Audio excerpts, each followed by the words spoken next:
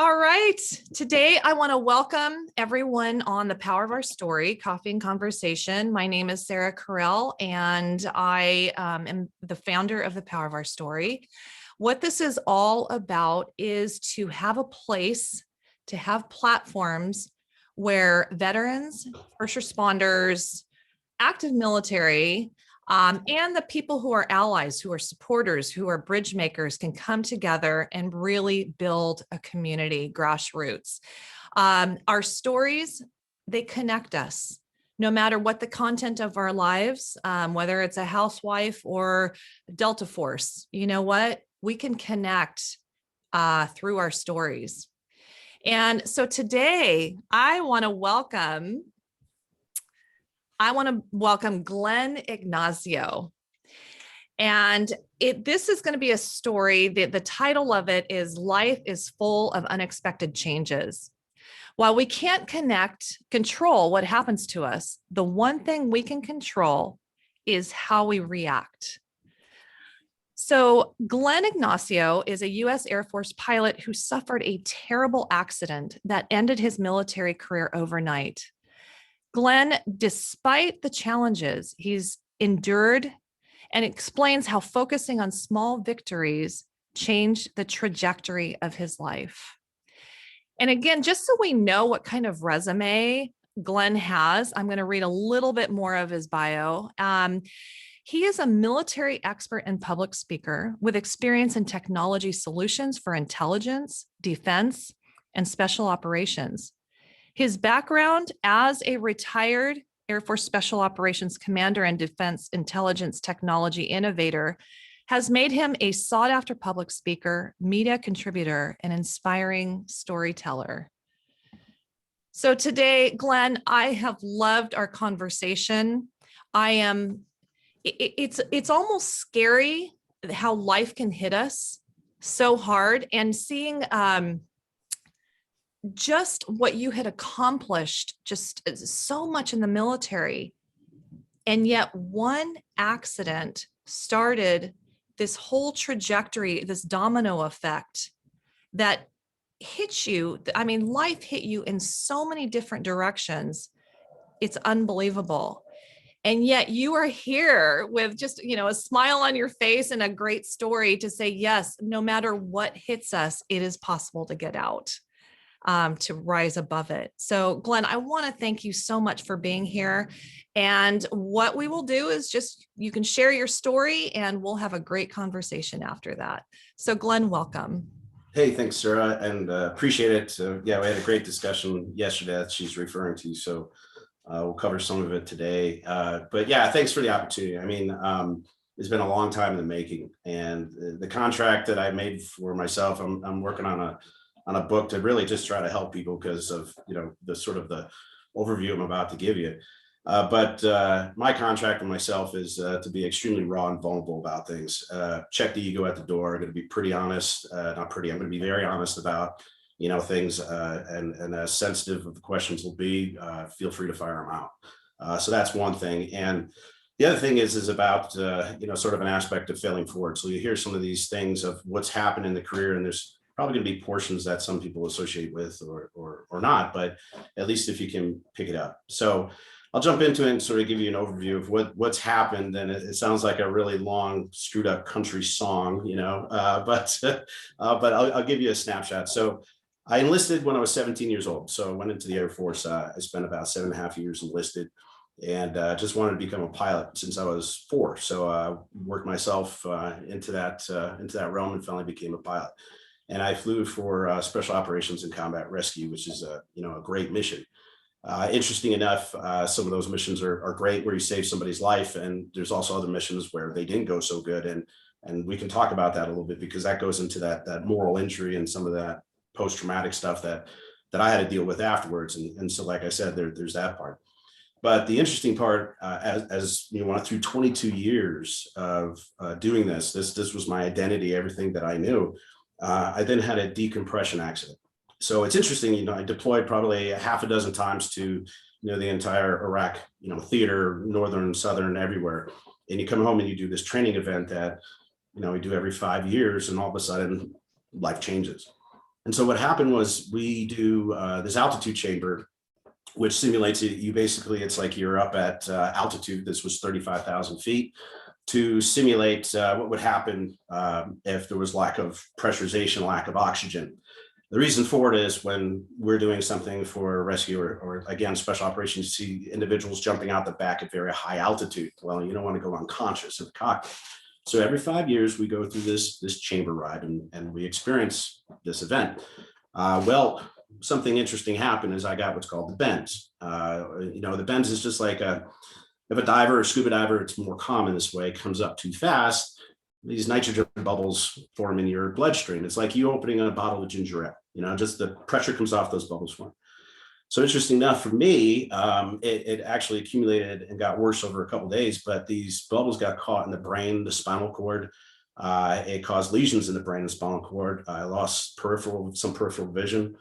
The left side of the body is weaker than the right side, like I had a stroke, not from a bleed, but like a stroke. Literally, it's that way. And then ironically, the entire left side from the top of my femur, the entire hip area has been replaced, not just once, but twice. So that was an interesting venture. So, you're literally in the military. This is your entire identity. An accident happens, then overnight, it's almost like you're unemployed because it's gone. And so my military career changed right at that point. Fortunately, at the end of my military career, when this happened, I actually was with the National Guard. So I actually had a civilian job on top of it in Silicon Valley. So, when you're in the military doing something, flying, whatever, you put on orders and you're on active duty, and then you go back and you do your regular job. So the interesting part is, as this got worse and worse and these surgeries came on, I was on opiates for 24 months. Okay. So these surgeries, it was so bad, it was bone on bone, basically on the hip. And I got up to 240 milligrams of pure oxycodone a day. That'll kill you if you were to take it right now, but it just accumulated. And so I was on this the entire time and had to go through the withdrawals just like somebody who's on hard drugs. And that's an experience you have no idea about. And I'm more than happy to get into that, and we'll talk about it. But you roll these things together, and so there's the military career gone. The civilian career ended because I couldn't travel, I couldn't do things. I really couldn't even walk. I really had to start doing that over again. So at that time, I also rolled into divorce. I got into, unfortunately, that my son went into the Air Force, which is a phenomenal thing, but that family bond. So that changed. And literally after getting the divorce, I literally left Silicon Valley and did the whole isolation, escape, and everything. So 6 weeks after finding out that my marriage is over after 15, 18 years, I left California. So in 6 weeks, I literally ran away. I live in Prescott, Arizona, which is beautiful, but that opens up a really, really big can of worms. So I got through that. I got here, gone through all of this different loss and this transition. Sort of my whole world has been upside down, and I've been trying to recover. And the reason why this all became really important to me was not just the steps of what's happened from going to a PTSD program that the Wounded Warrior program put me through a few years ago, but to look at, I lost a couple of friends to suicide. These were one of them was a lieutenant colonel, a whole career. I talked to him 3 days beforehand, and he took the decision. I had no idea. That happened not just once, that happened twice. And so I looked at it and said, I don't care if it's just this one little thing of somehow I got out of this, perseverance, or too dumb to quit, or, never quit is what our mentality is in the career field that I'm in. I don't care if you can get a shred of anything that I said that's going to change whatever direction you want to take. If it's a negative direction, I've done what I want to do. And so I just wanted to pay it forward about how the hell I got through this. And it's interesting as I look at it and I look at recovery, and I really want to definitely find out people's views, because it may be, what was it? People have issues with PTSD, or people got out of the military either by choice or by accident, or have you struggled with suicide and all these other things. So I know I gave you this huge, huge list of challenges, but I don't look at it from a victim complex. That's not what this is. It's just, these are the challenges that sort of got thrown. I mean, I really got a bad deck, so I do not gamble at Las Vegas. I think that that's sort of established things, but this is how I got through it. And it gets into these small steps and the small things that I talk about, of small victories that I may have mentioned. I look at it as this is when, I transitioned out of the military and lost, everything, my identity. I mean, how many of you have been, you've got Army, Navy, whatever, but if you think about it, is you always say, like for me, I'm in the Air Force. I would love to say I was a pilot, I was in the Air Force, but you say in, you don't work for a company. When you work for a company, I work for IBM, I work for Google, whatever. But when it comes to the military, it's like, I'm in the Air Force, I'm in the Navy, a whole different thing. That's your family. And so that transition of leaving the military from that standpoint to all of a sudden being at a company, it's like, okay, I don't have lives on the hand anymore. I've got livelihoods. And so I had to make this transition from a mindset of what's it like to be on the military? What's it like to literally lose my career, my physical stature of what was going on? To have these challenges from, these opiates and everything, and just step on. And honestly, I just said, time out, operational pause. Some of you have heard that, I'm sure, in the military. And it was to look at, I needed, people were asking me, what am I going to do with my career? What am I going to do with my life and everything like that? And I go, I have to think about that. But right now, I just want to walk again. And that's sort of that small little victory. And believe it or not, this small little victory started in survival school years ago. It's a mantra. It's not just from me, but it was like, this small little victory is, I just want to walk again. So if I can establish something that is a simple goal, that is achievable, and I can get there, then I feel like I've accomplished something. I feel like I've got some momentum and I'm taking a step forward. And the first was, I just want to get into a walker. And then the next thing was, I just want to get into a cane. And then the next thing, I just want to walk again. And until I could do that and take inventory where it was, I couldn't even think about what I was going to do for my career. And so, with that, that's sort of my opening to you, and find out, definitely what people are interested in. But it has been a very long journey. And, this whole failing forward that I call it is, hey, you learn a lot from every incident. If I just stopped and dwelled on what occurred, then I don't know if I'd be here. I mean, I don't know if I'd be able to even help anybody else, and not even, myself. And so I just have picked up every one of these incidents and said, there's an aspect here that can be beneficial. So that's where I kicked off. And so that's sort of a snapshot overview that I wanted to give you without putting you over sleep. It's a little longer than an elevator pitch, but it's the reality of it. And like I said, the whole idea is to be extremely vulnerable with this. And to that, I hope that's a good opening to sort of talk about some of these things. So it seems like it's a discussion of a lot of things, from people from, PTSD, getting out of the military, to suicides. There's been a lot. And so, whatever I can do to help people out with is what I want to do, and talk about specific segments that are of interest maybe to your group today. And can I ask you too, Glenn, can you just share a little bit about how your career actually ended?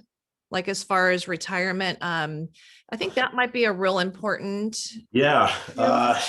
So it was interesting. So I got hurt, and it's an interesting injury. So what happened was, I was rushed to, at the time I was at Moffett Field in California, which is in the San Francisco Bay Area. And the first day after this event, I felt sore. I didn't think much of it. I didn't think it was this chamber and everything. And the second, third day, I was incapacitated. So I was rushed to Travis Air Force Base, and they put me in a hyperbaric chamber. And so that hyperbaric chamber pressurizes it back, and I was in the hospital for more than 3 days. Now, it's interesting is, there's different dynamics in different units. And, the nice thing about the Guard is you're with the same people for a long time. That's a strength. It's also a con. It can be very challenging to be with the same people for a long period of time. But the interesting thing, and there's nothing pointing fingers, nothing, it was just interesting, is that for that 3 days, I didn't hear from anybody from my unit. So it was like, oh, this is different. And that sort of comes back to some of the things about coming back from deployments is, you came back from, say, on an active duty base, you come back from a deployment, you're with the same folks, you can decompress. And something I noticed years ago with like the Guard, you come back from that deployment, if it's combat deployment, whatever, and it's 2 sheets to the wind, everybody's gone because everybody lives somewhere else, especially in Silicon Valley, people live miles and miles away. So when you come back, you're isolated even after a deployment. So here I'm in this situation, and I was in the hospital, and I was in the hospital for, like I said, 3 days, didn't hear it from anybody, but okay, we'll move on from that. So I went through a medical evaluation board process. this injury is pretty cosmic. What happened to you? You know, they're trying to figure it all out and figure out if you can stay in the military or not. And so eventually I was disability retired out, even though I had 22 years in. And when I out processed, I literally was handed a piece of paper from a staff surgeon I didn't know saying, thank you for your service. And my name was misspelled. That was it. So I had all these deployments, had all this experience. And again, this is not a victim of what was me. It's just, it was a shock because that's something I wanted actually for my family and everything that they went through with all these deployments. And it was as if I was never in the unit. And so, like I said, this is not what was me. This was a mental shock actually I had to get over. There was a lot of anger, a lot of bitterness. And these are some challenges that people have. And I've been able to let go of that, but I'm surprised to hear a lot of people that have had almost a similar situation, especially if they got hurt, that it's sort of proving that you're actually hurt, or, you know, hey, we need somebody to fill your slot. And they've done 20, 30 years. So yeah, it was a very big challenge, both physically of what happened, but also mentally from a standpoint of what happened in my unit. But yeah, very, very challenging. So no flag, no helmet, none of that stuff. That's really cool. And that was a mental shock to get over and let go. And I don't know many people that are okay with dealing with that. But I think that's what we were talking about a little bit yesterday. And you were mentioning that there's a few people that you've been exposed to in your group that have had similar experiences. And it's a challenge, you know? I think it is really important to bring that part up because I think betrayal is probably one of the hardest things for people to get over. And it's not talked about as much, but just the whole process of everything that you've gone through. Like I have heard people go through something so traumatic. And there's also the training in the military to kind of suck it up and, you know, not talk about it. So then there's this whole reboot that needs to happen of learning what it means to actually express your whole journey, to actually talk about it, to heal. And just the fact that you went through so many things. I mean, the loss of a marriage, many times, the suicides that happen in the military and first responder is usually, from what I understand, after a divorce. And then just this ripple effect of something like not having some kind of acknowledgement or ceremony for your service when you had an accident that you had no control over. And Yeah, so yeah. yeah, it's such an intense story. And I just appreciate your vulnerability to share it, because these are the things that give other people the voice and the understanding and the clarity of their own story, of their own journey, so that they can take that first step to heal. So Yeah. And it's you know, I'm hoping I jump on your thought. It's just it's ringing true. And it's like, you know, it's interesting. It's like I've heard stories that are, you know, much worse. And like I said, I'm not looking at a victim or anything like that. Certain people are certain ways, people move on, whatever. It was just personally, it was a very interesting, challenging experience for me. And again, the loss was really what it was for my family and my son and so forth to go through these deployments. A lot of deployments is, you know, 6 days, 6 weeks, 6 months, you know, how long are you going to be gone for? That was the career field. And sometimes they varied greatly. But the interesting thing, and I know we talked about this, is, you know, that transition out of the military, regardless if it's on purpose, you know, your choice or by accident. And I mentioned this a little bit on that other podcast, is that, you know, oh, it looks like he froze. living, right, you know, and the interesting part was, you know, in the military, you've got housing paid for, food paid for, all those things paid for. So a lot of times people step out and it's like, well, what are these taxes, right? You know, all these things, right? And so they're trying to transition that. And then it's also, what am I going to do for my career?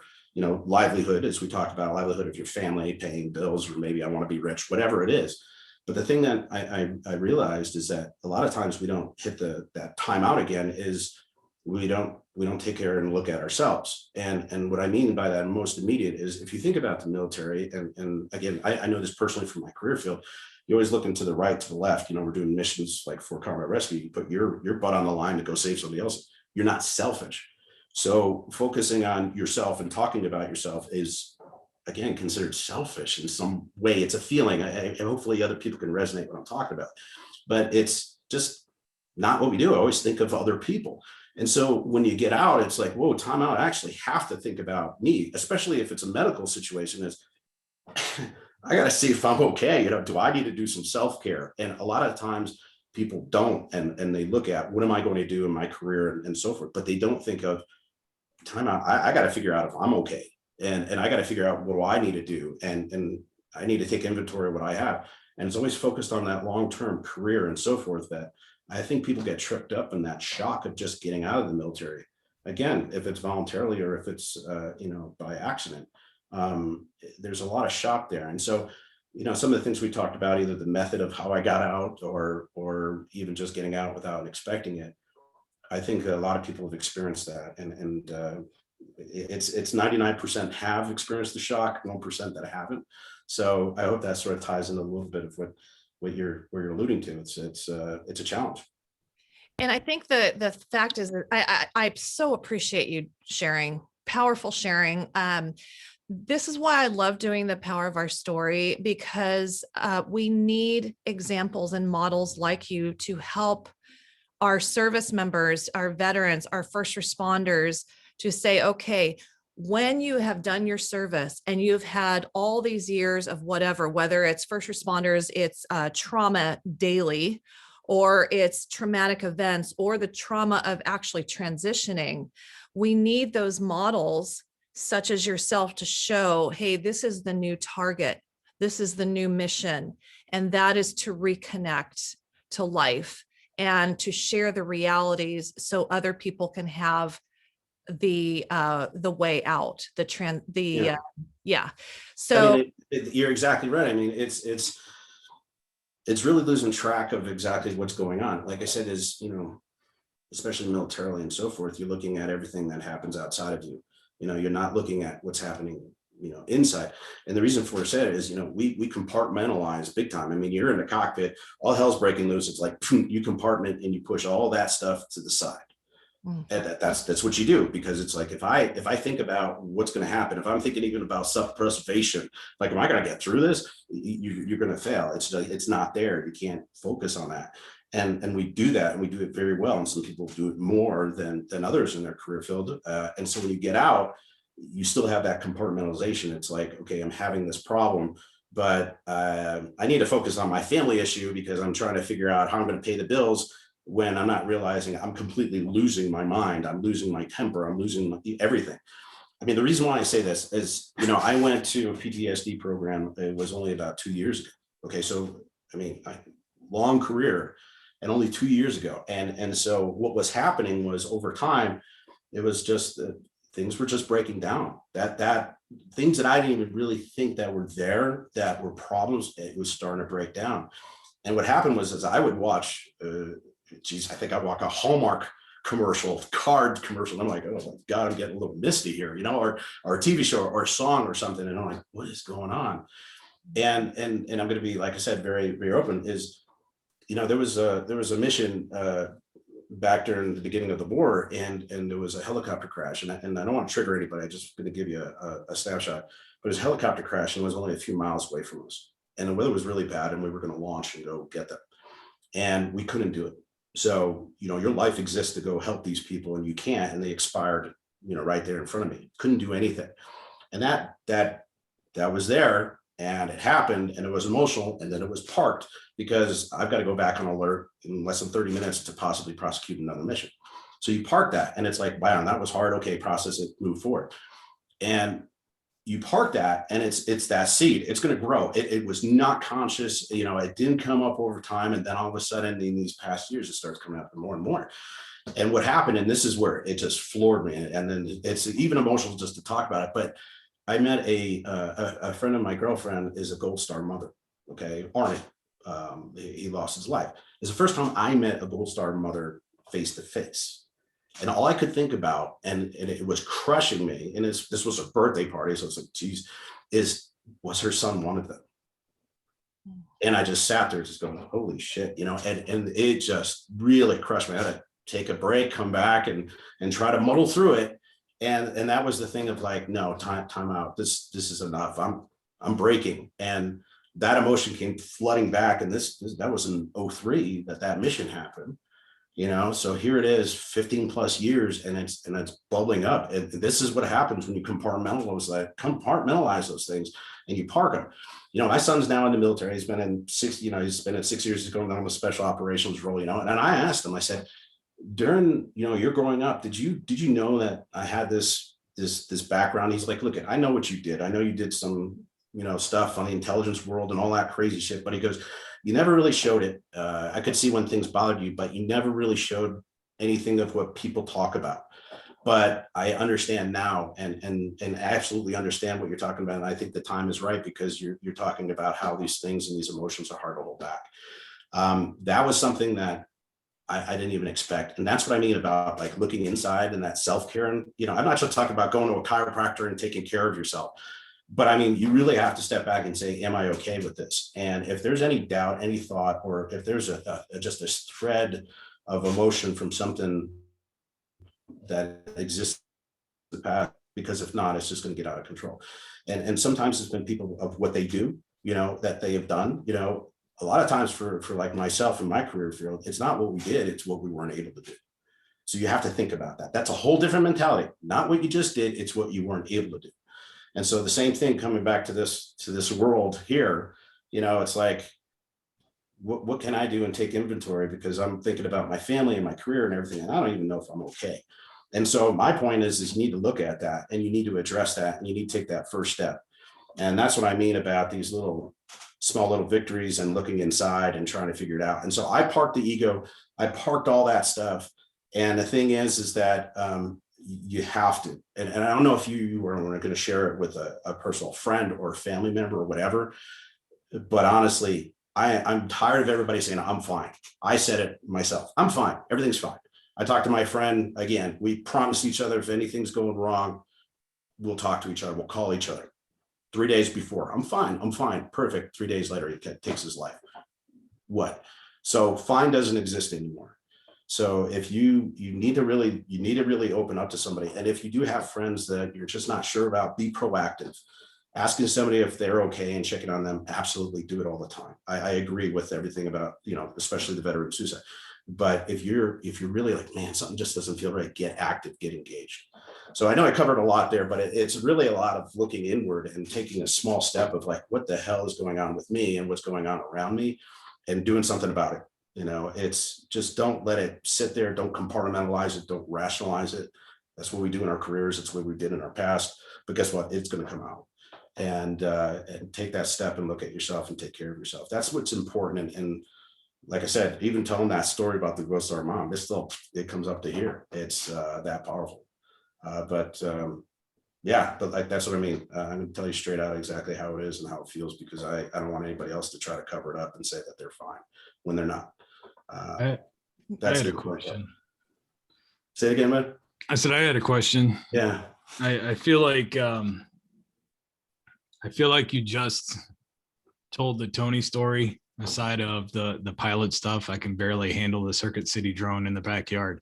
A lot of the things that you had talked about, going through the same thing, and then now being out, post-military, you say losing your identity, losing yourself, and you sort of continuously work through that, finding out who am I going to be now, and that mixed together with that imposter syndrome, like you said, did I do enough? Did I do what others had done? Am I good enough to sort of, be in the same space, kind of sets in, of what else could I have done, type of thing. And so as those things, I think, go forward, you learn to heal through it, but it doesn't necessarily, disappear. Yeah. So my question is more along the lines of, have you found something that you believe helps keep you grounded, something that you can return to, if you feel like you're kind of getting spun a little too far down the spiral? Yeah, man. That's an awesome question, and thanks. It's interesting. A lot of times you tell the story thinking it's just yourself, and you realize, holy crap, it's not. So, thanks. I do want to share is, that identity and trying to figure yourself out. After all this stuff happened, and after what I used to do, and like I said, you have $100 million worth of aircraft and people's lives on your line just on your own decisions to feel, it's a great thing to have and feel important. Then all of a sudden it's gone. For a few years afterwards, I did crazy, stupid stuff with the Intel world overseas, just trying to still stay relevant because it's like, I just felt like I needed to have an ego. I actually was thinking about, my family, my friends. It's like, I used to do all this stuff and now I don't. Am I anything? So I would go and do, when you go to the doctors and everything, and they're talking about, they're trying to, you take risky events, do you do things that are more dangerous or take riskier things? And I'm like, no, I'm just doing some crazy ass stuff overseas, I'm fine. But I try to do that because I was like, just trying to have my ego again. I was trying to have something that was valid. Right. And so I definitely did that. And I had to get away from that because it was just stupid. But to go back to exactly what you're saying, as I went through that whole path of trying to figure it out, and all I was doing was wandering. And I'm definitely going to say, as far as how do I get grounded, and I got to thank my girlfriend actually for this.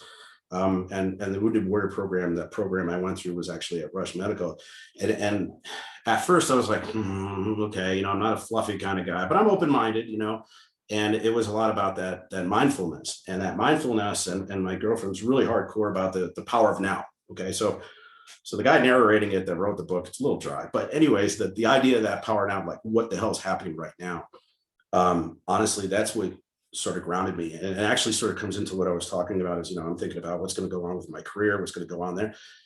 Who gives a shit if I can't even walk, And so when I start like, what's going on here and the stressors and what am I going to do? And, am I doing okay? Am I doing all right? Is my family okay? That whole swirl of things, and it's probably different from person to person, but that the whole mindfulness of like, hold on, time out. What's going on right now? What's going on right, today? And, if I'm thinking about tomorrow, I'm not here right now. I could be sitting on the Grand Canyon going, oh shit, what do I got to do tomorrow? I'm not even understanding, wow, I'm in this beautiful Grand Canyon right now, but I'm thinking about everything else. So it's a little bit of an exaggeration to tell you, but it's true. It's like, if I'm thinking what happened yesterday, I'm not here. If I'm thinking about what I'm doing tomorrow, I'm not here. And so it's that here and now, it's that mindfulness of just time out. You can call it an operational pause. You can use whatever term you want to use that you're familiar with. But, when I heard mindfulness, I'm like, okay, that's meditation. In all honesty, it's like, again, check the ego at the door. And I said, okay, let me give this a shot. And I'm like, oh, this was actually pretty cool, and it's like, man, I'm stressing myself out about stuff that it doesn't matter. Why am I freaking out about next week? Yeah, okay, it's on my mind, but I'm not even enjoying where the hell I am right now. And that's what sort of kept me grounded. So I hope that helps you out a little bit. But man, honestly, dude, I had to take a step back and say, all these things that I thought were lofty or whatever, it's not me, the alpha personality, press. It's like, whoa, time out. It actually means something. So checking like I said, not you or others people, but I mean, if there's an ego or like you start discounting it because you don't know, give it a shot first. And to me, it's been that power of now, that mindfulness and that time out. And so I hope that helps a little bit, but that's something that I found and associate it the best way you can.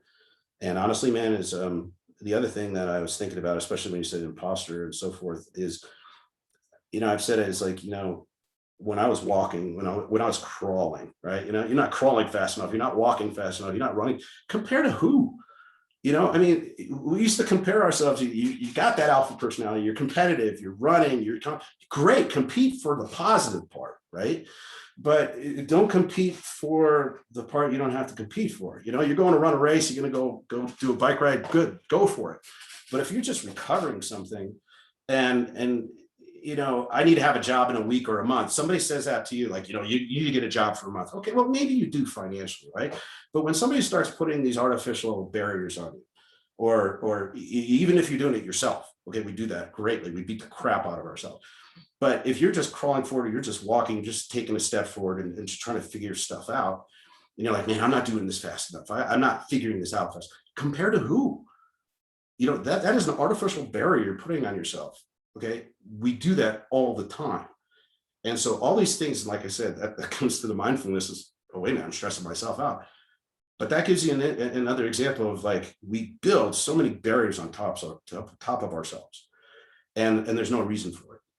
And that's just natural. That's inherited from our past, mission, timing, whatever it may be. That's our programming. But just break those rules. There really are no rules. Go at your own pace. Nobody's telling you you're walking too fast or too slow. And take a look at the here and now. Don't figure out what the hell's going on tomorrow if you don't even know where you are now.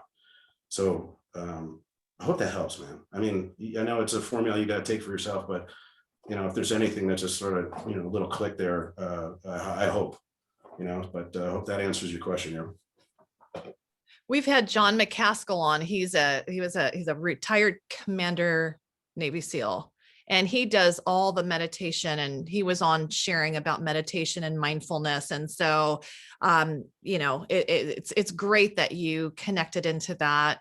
I am curious, can you share too about those victories that you had, kind of step-by-step victories of how that looked in your life and how you were able to actually be to this point? Yeah, I mean, I'll give you the origin too. So, I went through serious survival, evade, resist, escape. So it's a survival school. You get hunted down, you get beat on, POW. It's great. It's a real blast. It's a Walt Disneyland program for the Air Force.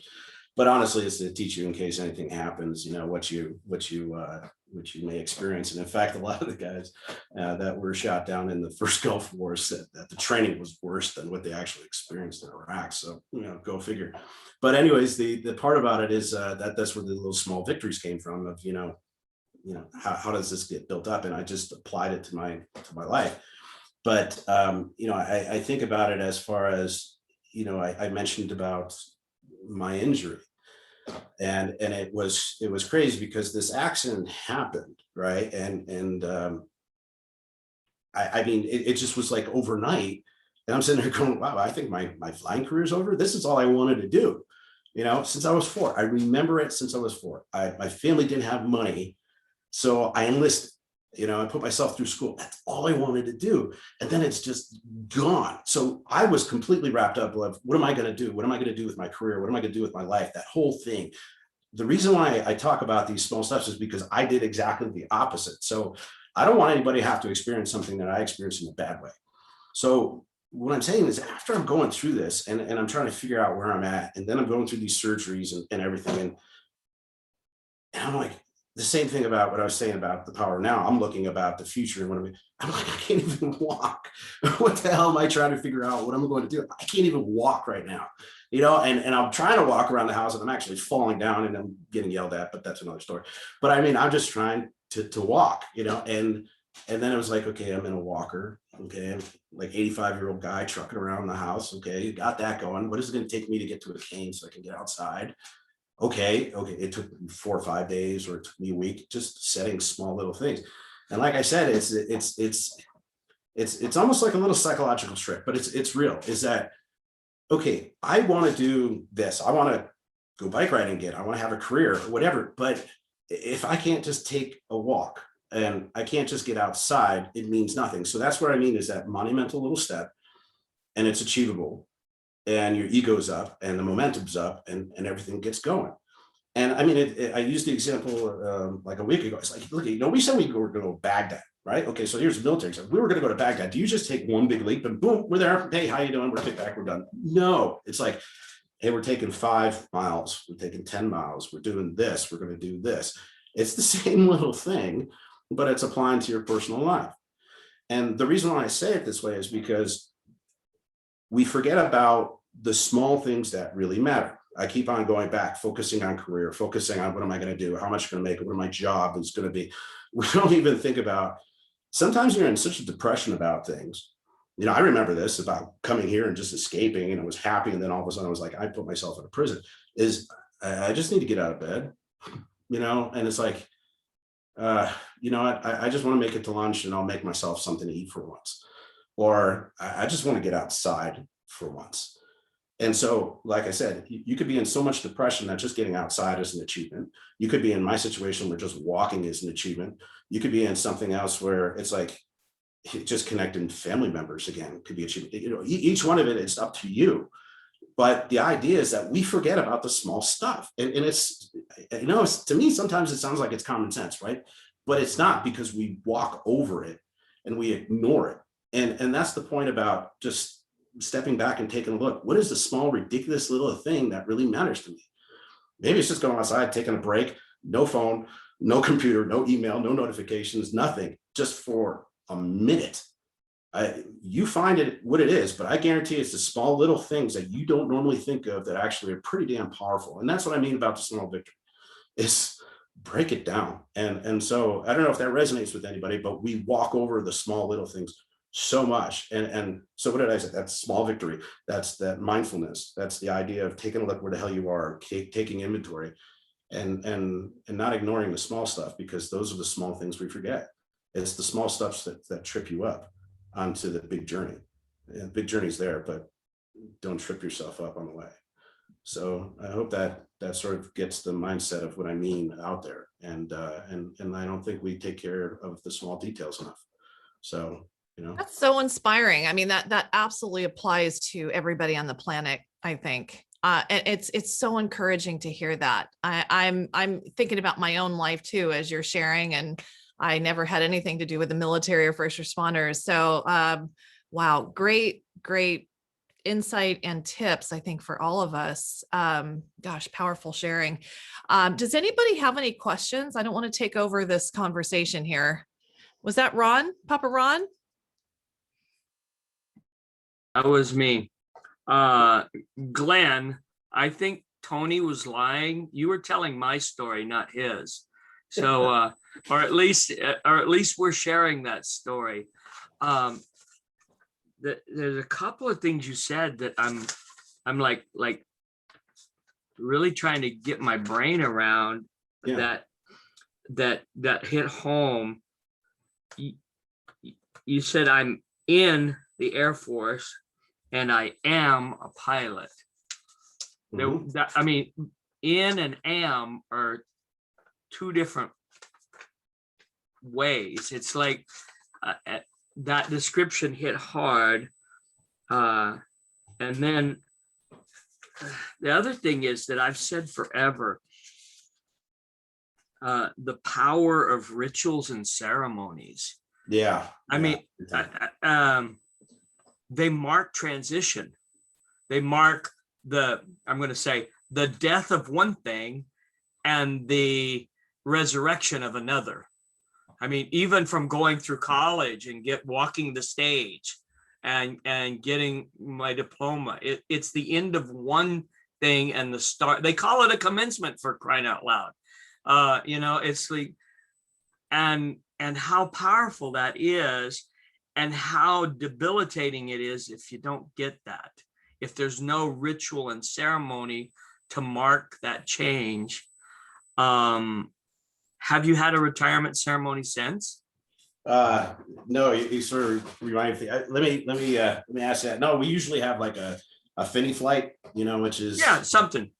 And even though I wouldn't have been a pilot, probably would have been a passenger. No, it didn't have a Finney flight, and you know, at the time, my wife and I put on a small little event for a dozen of us, but no, it was a challenge, and I really sort of had to deal with it. But you didn't think I didn't think how much it would have affected me until afterwards. And not having that, you know, not having that is a loss.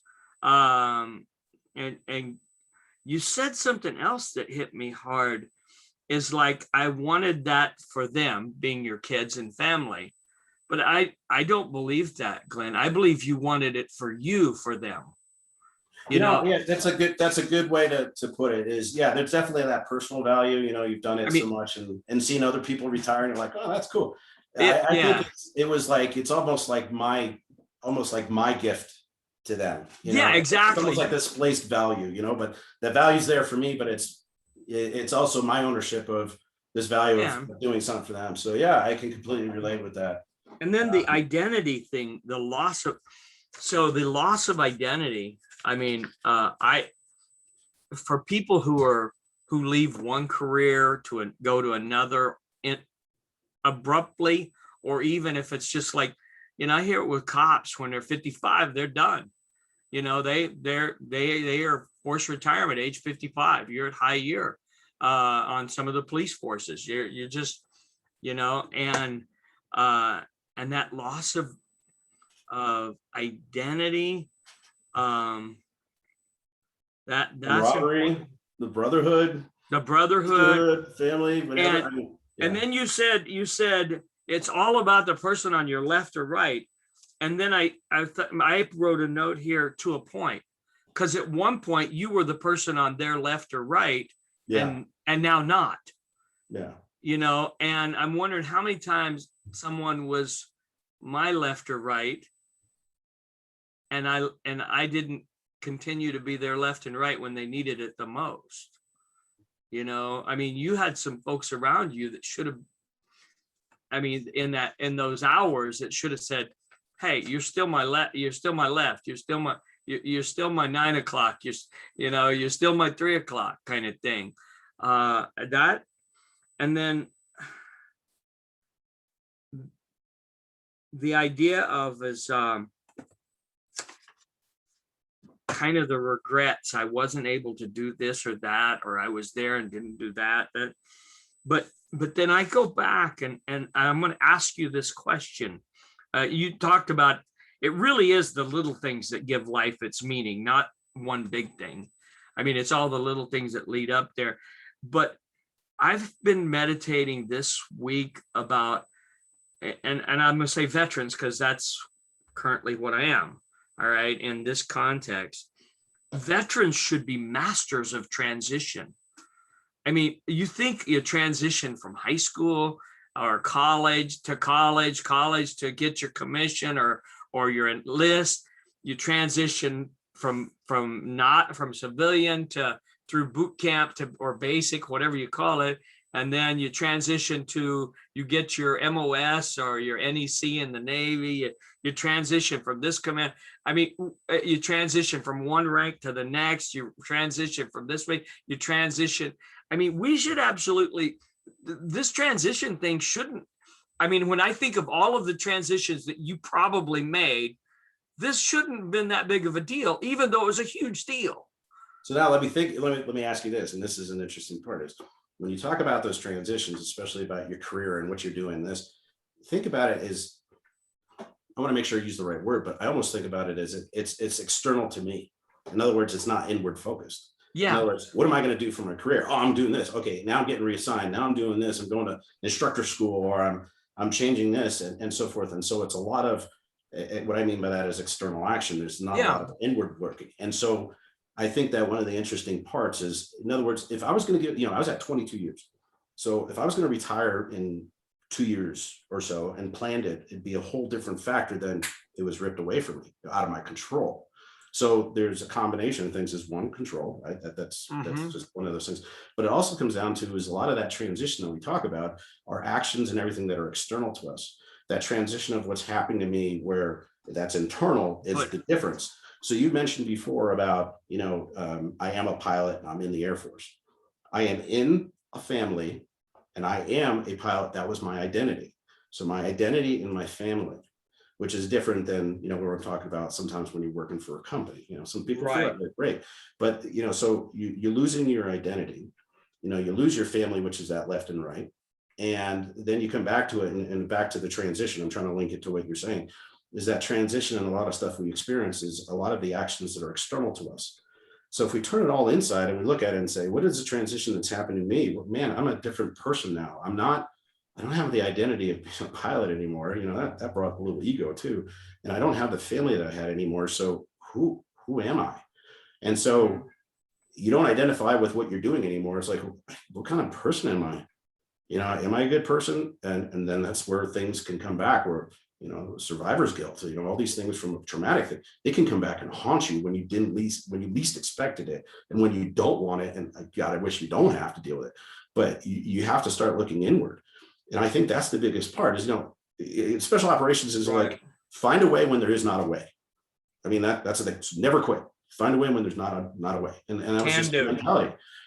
But looking internal, man, it's a whole different beast. Is I can look at what's going on to the left and right of me, my buddy, and I know what to do. I can look at them and say, I know what I got to do for them next. I can see what's breaking. But we don't do it very well internally. And I'll give you another aspect, especially I think it was Thomas. He was a flight engineer on the 130, so multi-crew aircraft. When things are going through hell in the cockpit, if it's an engine's on fire, you're getting shot at, things are going bang, whatever, and you're dealing with what's going on in the cockpit, there's a load master in the back that's not tied to this, not in the cockpit, doesn't see what's going on. And that load master, we call it cockpit resource management. That load master is able to see what is going on and understanding when we're going down a bad path. They're not in the cockpit, they're not taking any action, they're not involved with shutting engines down or any of that stuff. But because they're outside of the situation, watching what's going on and have enough awareness of what's going on, they can say, hey, time out, guys, we're going down the wrong path here. You know, you're trying to shut engines down when it's really not the problem.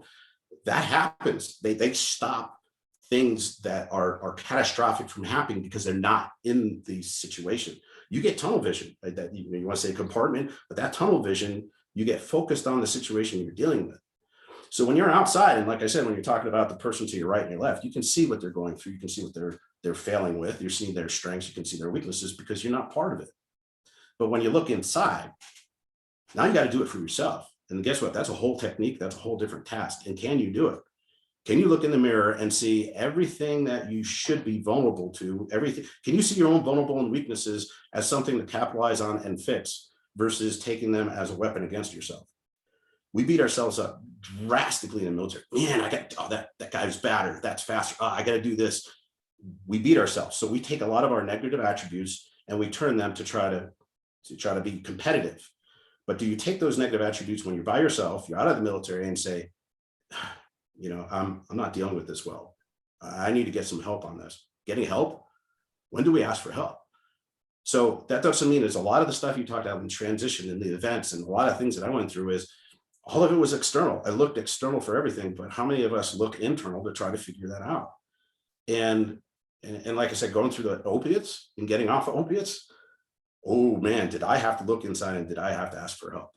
And when I say vulnerability, and you know, here I am, a military pilot, retired, all this experience, all this combat experience, and I had to walk around with the pens in my house because I've lost bowel control, because that's what happens when you come off of opiates. How do you go from, you want to talk about transition, how do you go from that to all of a sudden, I don't even know if I need to go to the bathroom, really? And I mean, it was hell. And that's what I mean, is I was able to look at that and say, geez, this is messed up, and this is embarrassing, but that doesn't really matter. I got to figure out how to get some help in this because I don't know what the hell's going on. And that's what I mean by being vulnerable with you is, yeah, that crap happens. Pardon the pun. But yeah, I've gone through with that's what I mean. Withdrawals. And plus, then you have the internal workings there to deal with. I mean, again, the injection or the taking of the thing that can become a ritual after a while too. And the then mental impact, everything. And then the phantom pains that come after that when they shouldn't be there, but they are. It's that for anyone who doesn't know phantom pains, if you ever had a cell phone in your pocket that vibrates and vibrates and vibrates, and then you walk around, you don't have a cell phone, you feel that vibrate, that's a phantom that your body is seeking that thing that it's used to. And heroin and opioids are the exact same way. Besides, you feel like you're going to die when you're withdrawn, and that you're supposed to take laxatives with opioids so you can go, and then now you don't have the opioids, and then all of a sudden everything goes. It's a crazy experience, and the reason why I bring this up, and I know I've added a lot, and like I said, I joke around and say I swear it's not a bad country song. My dog actually, I joke about it because I just sit there and go, how the hell did all this happen? And I never really thought about it event to event until I looked at it and went, wow, yeah, there is a lot, and this is what I mean about paying it forward and wanting to do something to help people. And so this was sort of an aha moment was, so I'm at the VA. So I got off the opiates, and then every 3 to 4 weeks, I was almost like having this withdrawal phase, and it was called post-acute withdrawal syndrome. I have never been on anything in my life, and then I'm on this huge thing. So my brain was always looking for it. So every 2 to 3 weeks, it was almost like I was having withdrawals because the brain wasn't getting it. So I didn't know that. People actually thought that, oh, are you on them again? I didn't go to illicit drugs, I didn't do anything like that, but people were all concerned. So I finally go to the VA, and I'm in this group, and I'm going through this program with them and learning about it. And this was the aha moment. So I'm in this group, and the group is comprised of people that are doing heroin and meth and alcoholics and everything, right? And it was a group of veterans, and there's about 15 to 20 of them. And once a week, a certain person would give their story. And so it was, not my week, it was a couple of weeks in, and I said, yeah, this is what happened. This is who I am and everything like that. And one of the guys was like, I thought you remember staff. And I'm like, no, not at all, man. I'm with you. And he's like, he was a Green Beret, and he unfortunately went to heroin. His drugs were cut off immediately, and he unfortunately turned to heroin because of what was going on from the opiates. And he's like, I didn't know an officer, a pilot would be going through this. This guy was enlisted. I mean, he was one of our team, members, operators, and he was beating the crap out of himself because of what he was going through. And I looked at it and I just said, geez, so just because of who I am or what I was had an impact on you? And he's like, yeah, because I'm beating the crap out of myself. And so that's why I come back to this. The same as like, you're beating the crap out of yourself. And I just who I was helped you. Yeah, great. I'm happy about that. But that was the aha moment of like, wow, I didn't realize that would be the case. And I've always wanted to do something to help people. That's sort of the nature of the combat rescue job, I guess.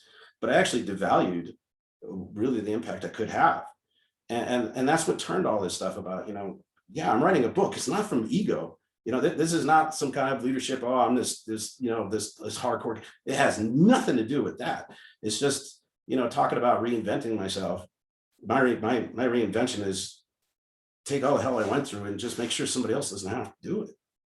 And so, fortunately I retired and left Silicon Valley, and I'm in a better cost of living where I'm now, thank God.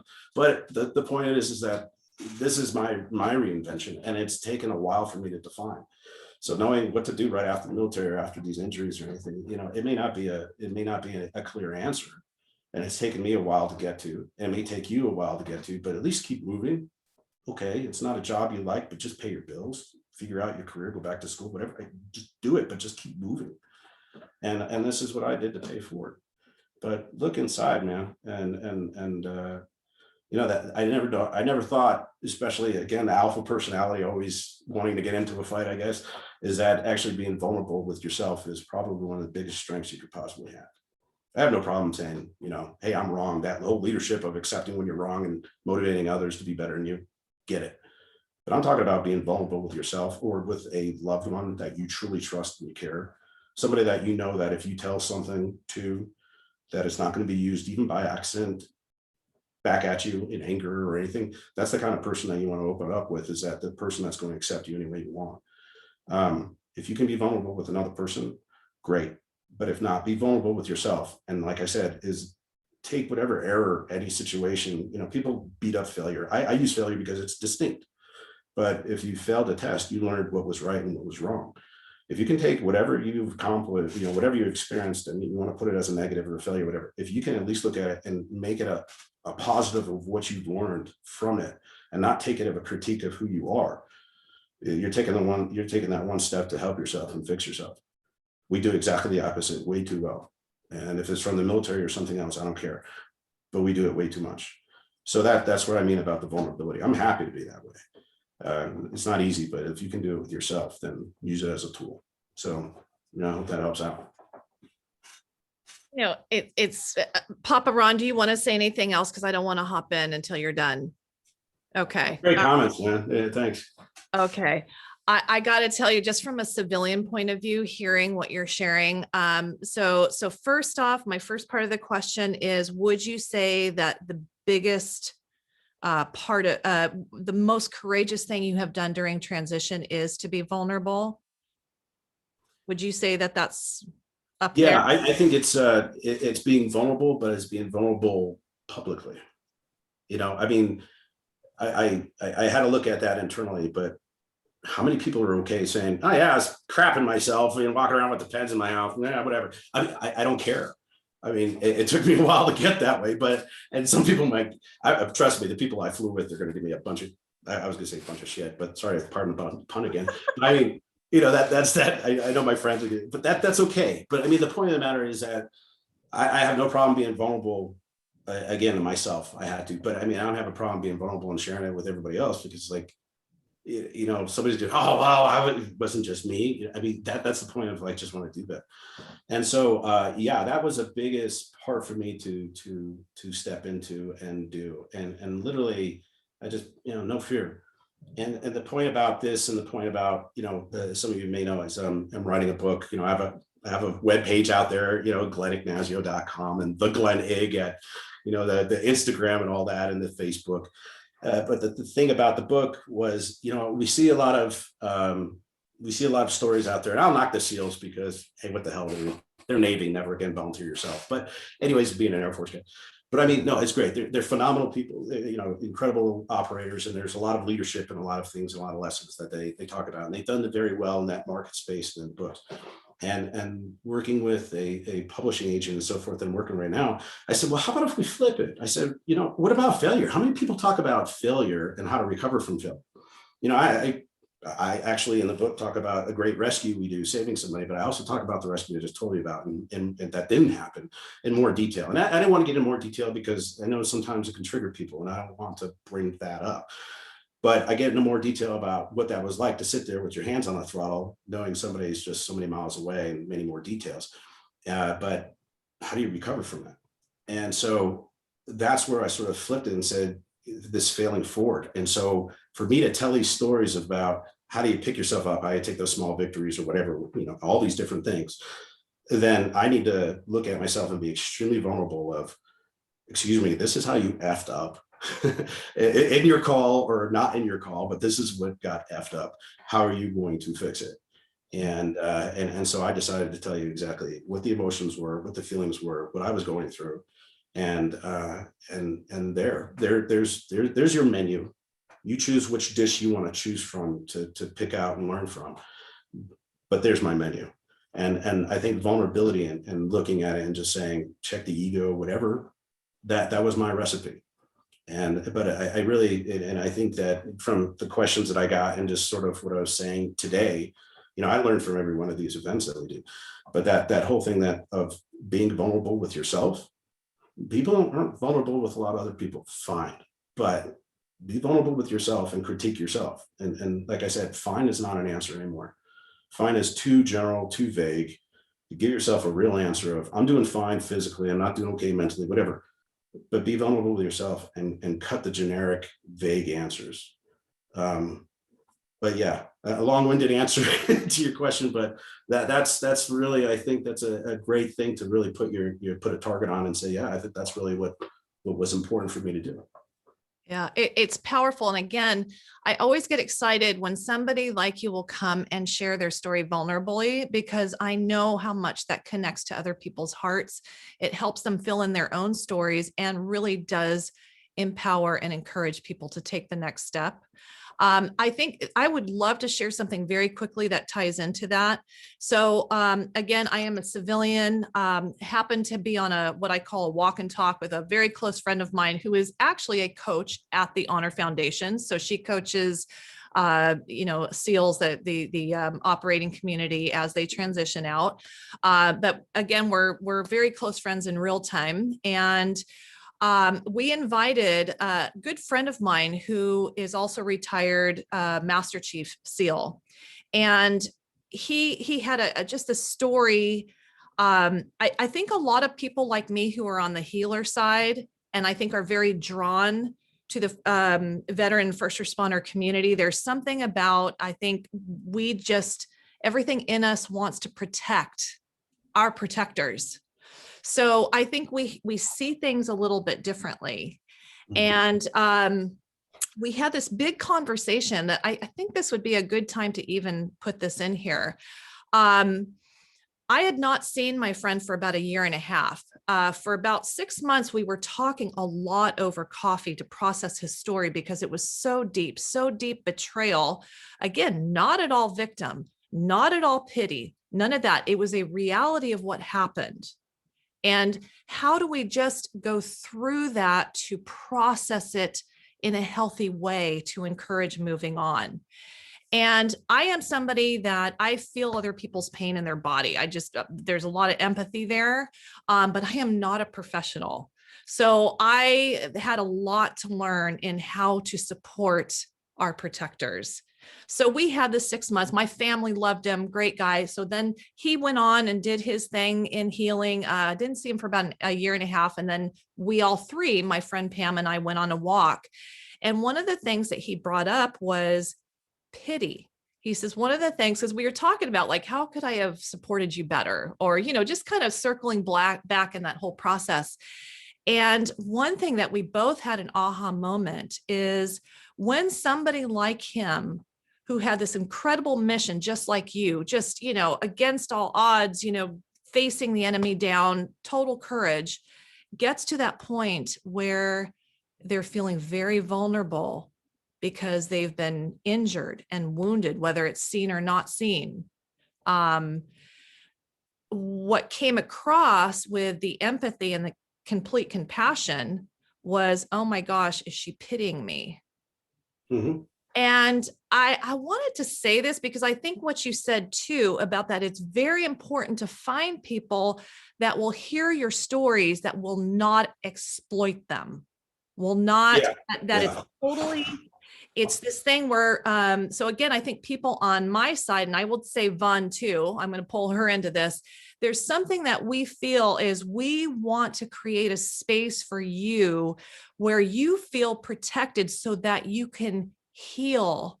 And we want to create that space so you don't have to worry about people exploiting it. Right. So it was a great conversation because sometimes when we are vulnerable, we can have vulnerability hangovers like, oh my gosh, should I have been that open and what's going to happen with it? Been there, done that. Yeah, but I just was like, man, whatever. But you're absolutely right, though. Yeah. I mean, yeah, it's that difference between. So I got to say, oh my gosh, friend, I respect you way too much. And yes, I did see him at a very vulnerable time. He had been beat to a pulp. But all I saw was courage. And I got to tell him that I viewed him as was so much respect because of the courage of how he went through those steps to get out. I got to share that it didn't even occur to me to see him with pity. He was too strong, and yet he saw himself as very vulnerable at that time. Yeah. So it's again, it's almost like an inverse of your personality, right? I mean, I feel really good for you. And it's like you're a strong person. It's like, well, somebody's thinking for my welfare, and I thought I'm a strong person. So, it must mean I'm not a strong person. It's almost like an inverse, yeah. So you're trying to support somebody, and somebody's always been strong, and it's like they need the support, but they're hearing it, and it's like, well, now you're reminding me that I'm not strong. It depends on the individual, but yeah, it's a really interesting. It's a really interesting observation. It's a big process. So if I could even share, even the veterans that are listening to this, that I'll tell you, I feel like looking back, I've learned so much in what support looks like. Like I've learned so much in how I need to be very communicative and expressive, like not trying to blow smoke and just say, oh, you have so much courage, because that could be seen like, but to really share, listen, I don't feel any pity for you because you're too, I respect you too much. I am impressed by the way that you're trying to heal. I'm so impressed. I just want to protect that space for you, and so you see how detailed you are, though. I mean, that's the part about what I was saying about, vagueness goes away. Like a lot of people say, well, thank you for your service. And I always joke like, hey, thanks for paying for the jet fuel, because it sort of makes me feel weird because I don't even know who you are. Right. And then somebody's like, hey, don't worry, you're going to be okay. Yeah, I'll be there for you. But when you get into like what you were just saying, you know, and I was thinking about it, it's like when you get into the details, when you get into outside the vague of like, look at man, I hear what you're saying, and I'm glad that you're strong and you're making it through, and you're talking with detail. You're actually engaging in dialogue. It's not like you're just patting somebody on the shoulder. And then it's like, I think that people don't know how to engage that way. It's either a comfort level or maybe you don't know the person, but you know, like in your situation is hearing general stuff is just, I hate to say it. I mean, people do it with all the good intent, but it's almost like a burden, almost like an irritation. It's like you're saying something so general. I really don't think you're capturing or understanding where I'm coming from. This hurts, and say, oh, you're gonna be okay. I feel like I'm being patted that I don't even want to talk to you anymore. Sometimes that it shuts you down. But when somebody's engaging with you, like the detail that you're talking about with an individual, you feel like you're having dialogue, and it's not like one person's grading another, or it just seems to be much more important when there's detail to it. And I think that's what you're really making a difference about when you're talking about your friend, other than, hey, it's gonna be okay, or I respect you. There's really engagement, you know. I think that's where a lot of the value comes from when somebody's supporting. The other thing I wanted to say, and I'm sorry, I don't want to take away from you, so let's remember that thought, is I mentioned it before about like that loadmaster not being part of things, being able to see, you know, how things are going. And I said about trusting somebody that's, you know, very dear without, that's not going to use something against you. Sometimes it happens even by accident, but that vulnerability of having some trust with somebody, right? But here's something, you know, from all the stuff I've been through, have I been on, you know, antidepressants and stuff? Absolutely. So let me tell you something that's very important. If you're feeling like crap and you get on an antidepressant, what do? You feel good. So then you're on the antidepressant. It's like, oh, I feel good. I don't need to take them anymore. You get off of them, you think you're still feeling good, but in all actuality, you're back to crap. And the thing is that you're the worst observer of what is going on with you. And so back to that trusted advisor, if it's a family member, is, you know, I remember saying it to my wife at the time, is like, I need you to watch how I am doing, because I'd love to get off of this stuff. And I'm getting off this stuff. And am I going back to the way I was? Am I ready to get off of it or not? And that's what I mean is like, sometimes you have to step back. So it's not just it's just not the emotional vulnerability that we were referring to before. It's also the other thing of like, I need to sort of give the observation of what's going on with me to somebody else. I need to trust this individual that's going to tell me how am I really doing, because if I'm on antidepressants and I'm feeling good, hey, I don't need to be on them anymore. Awesome. You come off of them and you're still thinking the same way, and you're now a jackass, because that's the way you were beforehand. So you gotta let somebody that you care about really be the observation, you know, be your observer, and to give you that feedback. And you need to have that contract to accept their critique, because you're not the best judgment of your own character. And so we beat ourselves up. So like I said, is that's one thing that I've noticed of people that are on medications and others that want to get off of it, is find out from a loved one how you're doing, and if you're doing all right. It's hard when it comes to medications and stuff. A lot of people don't know how to deal with it. So I keep hearing this phrase on LinkedIn from veterans: don't self-assess. Is that what you're talking about? Yeah. I mean, especially when it comes to stuff like that, it's like self-assess. Yeah, you need, like I said, you know, I'm not fine. You know, fine is get rid of vague answers. Do not apply. Okay, just get rid of vague answers. But yeah, so self-assessing with details, sure. But I mean, like when it comes to stuff like, you know, medications, a lot of people are sensitive about on antidepressants or whatever. Okay, fine. Okay, that's fine. It doesn't have to be a public acknowledgement. But the point that I'm saying is that a lot of times of seeing friends, and I think I've gone through this, is that, you know, you feel sort of this burden to get into it, and then you're taking them. And you do start feeling better. And the thing that you have in your mind is like, I really don't want to take them. I'm taking them. I want to get off of them, right? That's the objective. And when you're on them, you're actually okay. I mean, they're doing what they're supposed to be doing. And you get off of them and you're actually going back to your old ways. You don't realize it. So what I'm saying is that observer, that family member or whatever, that can say, hey, look it, I know you're stepping down off them, but I got to tell you, you're going back to the way you were. So I don't think it's right time. Or saying, hey, they were working. You're now going back to that bad place again because you're trying to come off. That's the trick. That's the psychological impact, is that you don't see that you're actually dwindling again because you want to get off this medication. That's what I mean, is that family member is the observer that really you got to trust, because they see what's really going on, and you have to trust them. That's where you can't self-assess when it comes to stuff, especially like the medication stuff. So I'm not a doctor or anything. I'm just telling you from my experiences. But so I hope that gets into a little bit more detail of what you're talking about, the self-assessing thing. Yeah, it was probably more, there was a context. I saw that, but I think they were meaning the same thing, but thank you for sharing that. Does anybody else want to add something here?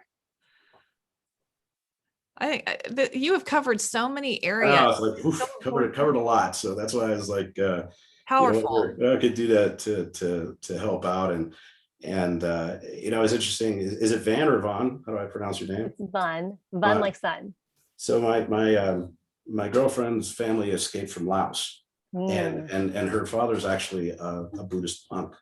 And so when Tony, we were talking about like the mindfulness and everything, is hearing her story of what she went through, and that survival, never quitting. It's like, wow, it resonates with people in different areas. So when you mentioned that, I'm like, I bet you've experienced it.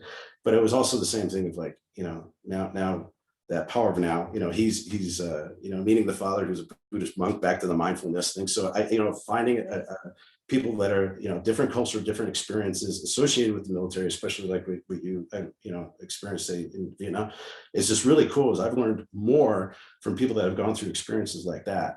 And what travels and journeys you've had to do, and I've been able to capitalize on that and take some great benefits. So I appreciate what you've had to go through, and learned a lot from people that have.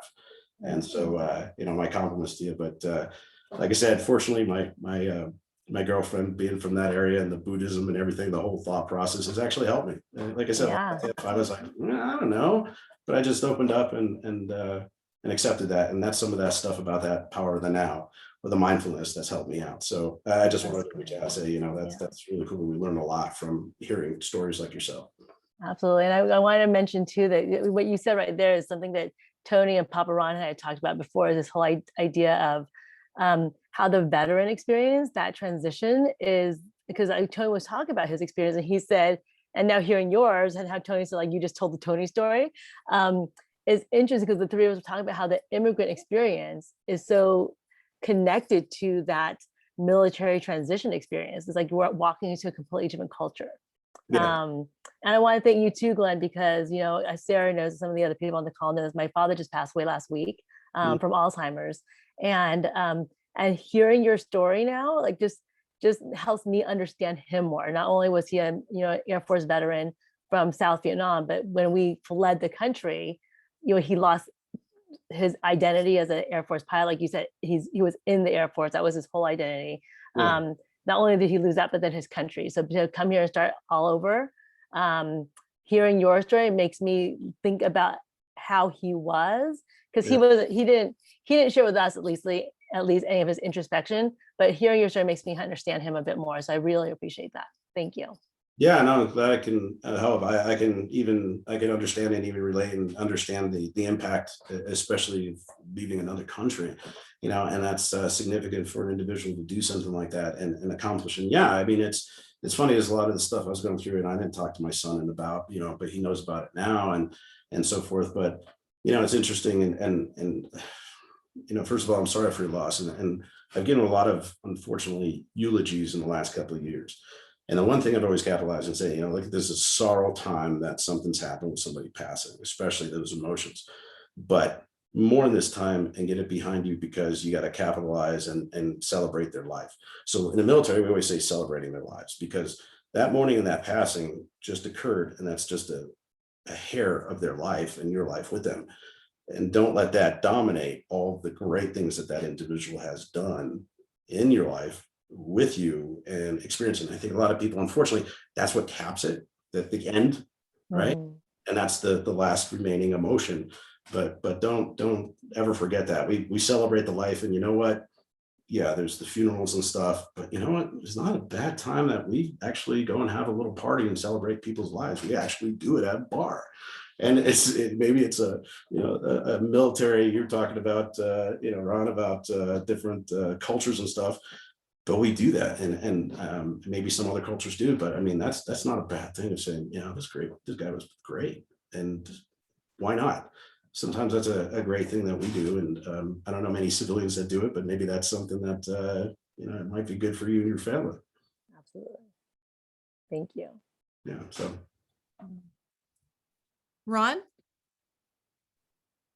Yeah, Vaughn, thank you for talking about that. There was like two parallels of a forced immigration and a forced separation. I mean, that was an incredible parallel there too. I mean, having no control over that, and Glenn there. Recently, I'm in another support group beside this on Saturdays. We call it the weekly muster. And someone expressed the loss of their aunt, their favorite aunt. And I said, during grief and loss, we have to fiercely remember. And fiercely remember Dad. I mean, in a way that like Glenn talked about there, is looking back at the loss of my dad and my mother. That process was like and I'm gonna say this, and it's gonna sound wrong, but those were the greatest days of my life. I mean, literally, they were the greatest days of my life because it forced me to reckon with fierce remembrance of who they were and their impact on me.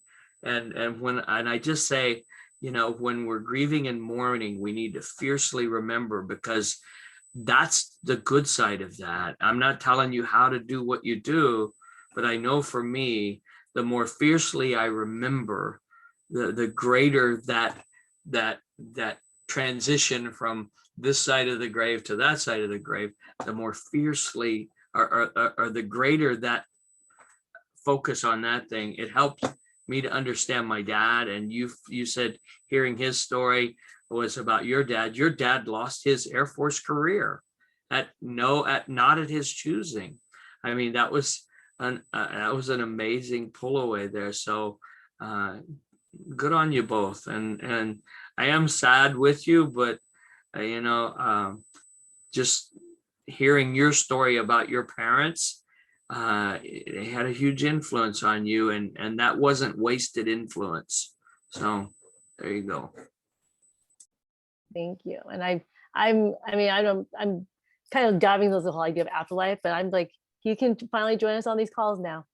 Right? That's how I look at it.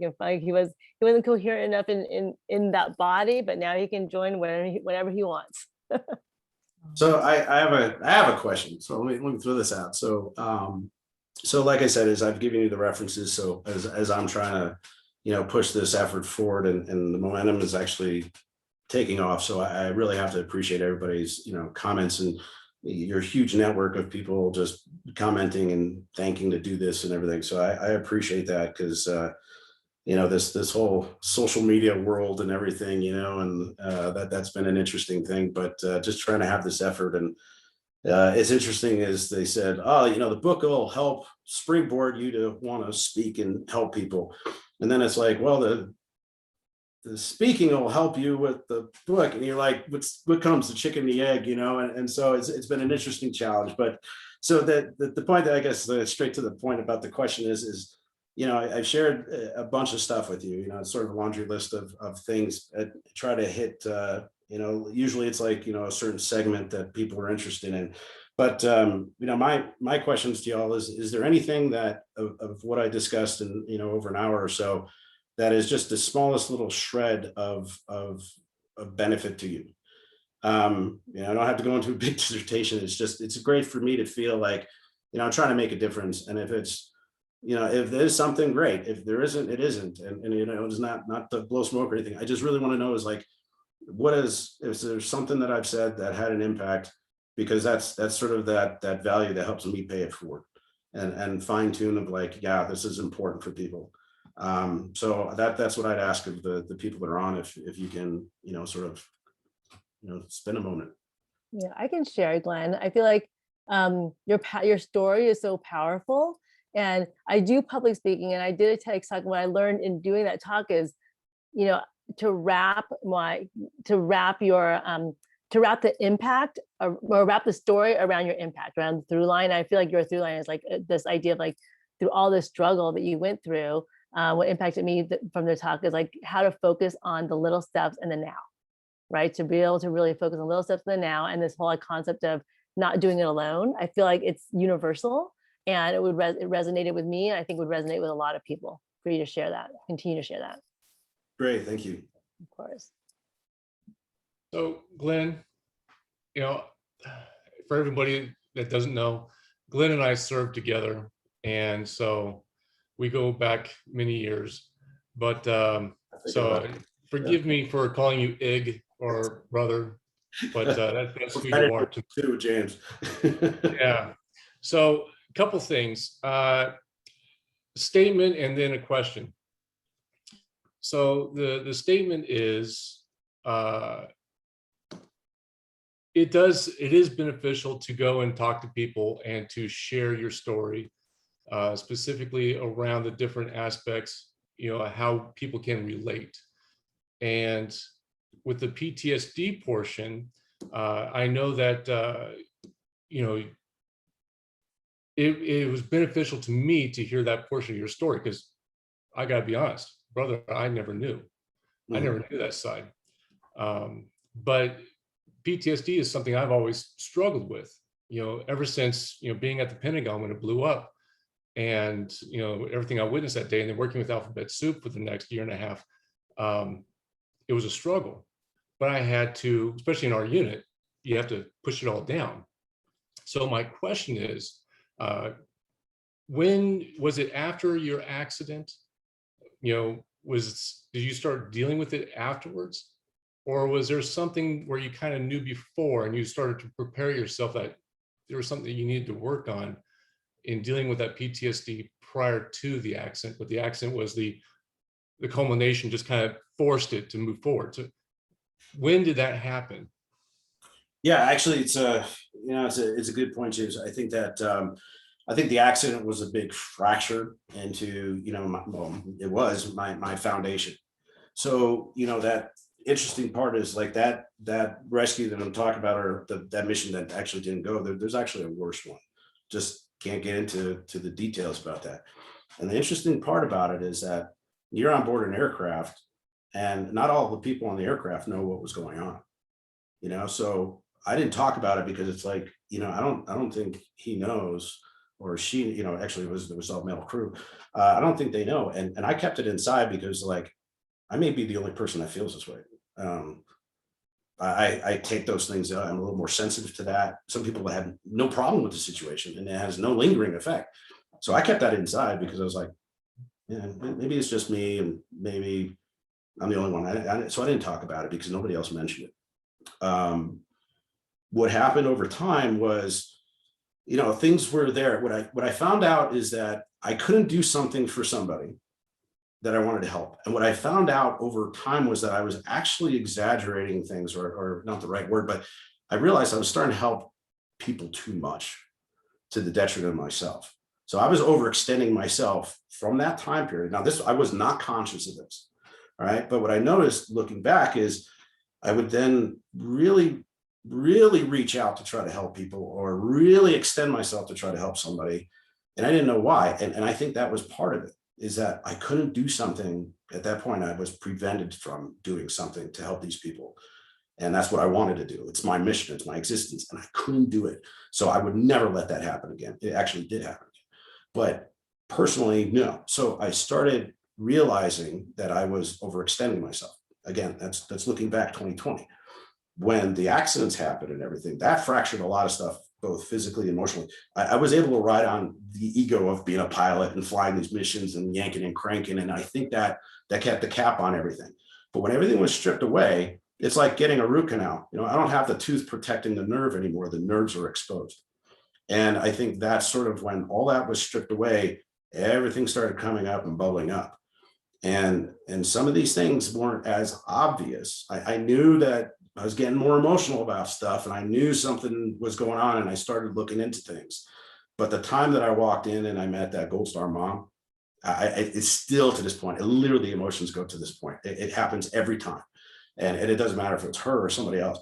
And that's when I was like, I know I've got to do something. And honestly, this is really weird, but after the divorce, after losing the house and the family, and literally running away and coming here was the first time that I was forced to look at one person, and that was me. I always took care of everybody else, always took care of everything else. And that's what I mean about taking care of yourself, that I came back to, is that this was the first time that I had to invest and look at me. There was nobody else. That's where things started becoming pretty damn clear. And I think people can get into massive depression. Shit, I was going into one, but I was able to pull out of it. But that's how it came out. So I think to sort of simplify is the injury was like the root canal, the root the nerves are showing, and then losing everything, the marriage, everything, and coming and being 100% on my own forces you to do one thing, and that's look at myself.